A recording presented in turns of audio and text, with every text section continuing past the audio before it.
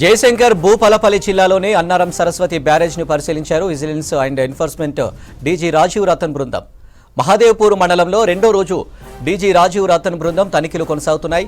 Kannapalli Lakshmi pump house కింది భాగంలోని మోటార్లు, కంట్రోల్ రూమ్లు, 4 బే, అప్రోచ్ కెనాల్, డెలివరీ ఛానల్ను పరిశీలించారు.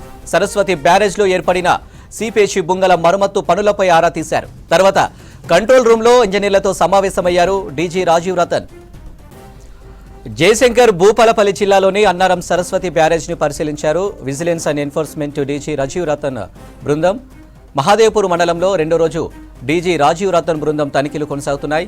కన్నపల్లి లక్ష్మీ పంప్ హౌస్ కింది భాగంలోని మోటార్లు, కంట్రోల్ రూమ్లు, 4 బే, అప్రోచ్ కెనాల్, డెలివరీ ఛానల్ను పరిశీలించారు.